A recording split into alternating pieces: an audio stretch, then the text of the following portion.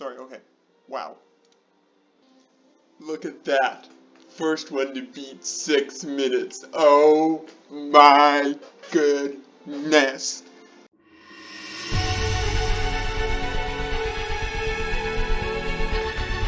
Alright, we're gonna come in here, we're gonna pull a little dragon creature, walk down here, over to that, go back a little bit, okay, a little bit more, get that little wedge in there, perfect, on top, turn around, step right through, yes, we did it, okay, we're on a roll. What's up, Vikings? This is Kaiser the Sneak with my first video of the year. If you're new to the channel, please consider subscribing and liking as we're trying to reach 200 subscribers by the end of the year. We almost reached my goal of 100 subscribers by the end of last year, and I know we can do more this year. Today I'm going to show you 2 of my very best Snoggletog Maze 2022 maze speedruns. I won't be going over every single detail like I did in my last tutorial video of the maze, but I will go over some of the secret shortcuts that I learned how to do in these mazes. The first, and probably not the most important, but certainly an interesting one, is the timing at the very beginning of the maze, where there is the little flappers and the balls rolling down the ramps. It's important to note that the balls going down the ramps and the little flappers restart at the exact time that you enter the maze. So once the screen loads, you can either choose a normal speed run or the timed speed run. The flappers and the balls start going. So if you can time it correctly, you can get the balls and the flappers to be in the correct position. And what I found was the best method was to spam click where the timed speed run button was going to be, so that when it loads, the speed run button is not there because you spam clicked it before you could even see it. And that'll put all of the pieces of this parkour in just the right places. Now, it only will save you probably at best 2 seconds, but it certainly is interesting to note, especially since when you're in the maze speedrunning community, 2 seconds can be the difference between a record and no record at all. The second point I will point out here is that when you are jumping on top of the blocks, you want to use your mouse, if possible. If you're on a PC, you want to use your mouse, because your mouse can turn to the left or the right immediately. Whereas if you're using your arrow keys or on your iPad, your little circle button thing, it'll turn slowly. For me, I am used to my keypad, so I use them frequently, and I typically don't use my mouse because I'm not very familiar with it, but it is quicker, and I would definitely recommend it. You could save some serious time if you use your mouse.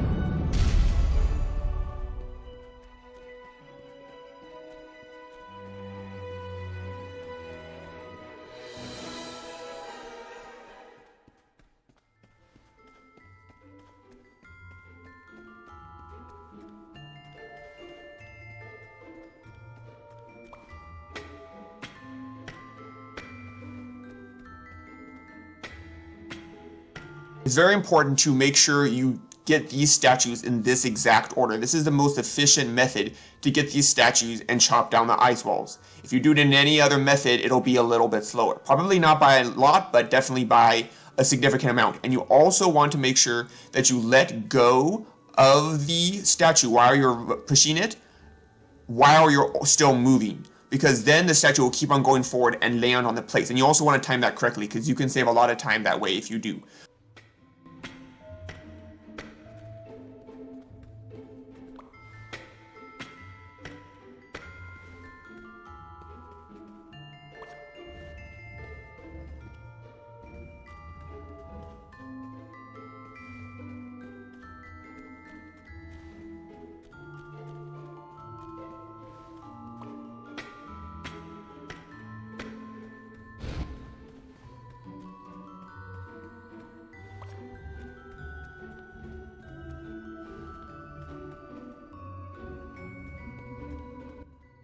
For the last one, as long as the statue just goes over top of the pressure plate, the gate will open.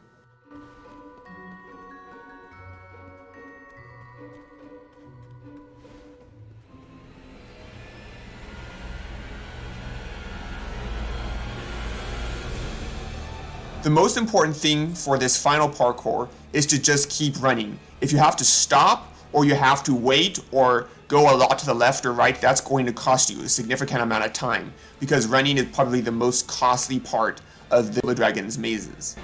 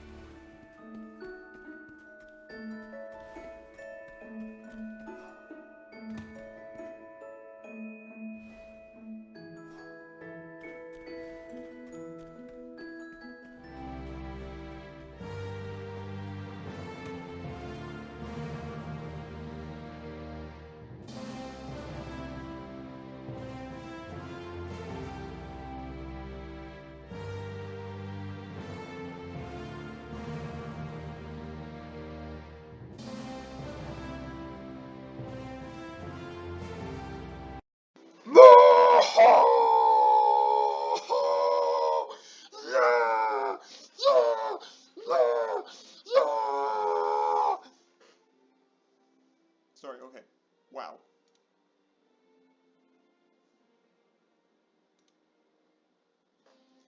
Look at that.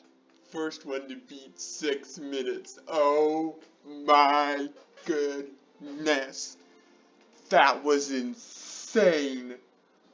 Oh my goodness. That was insane.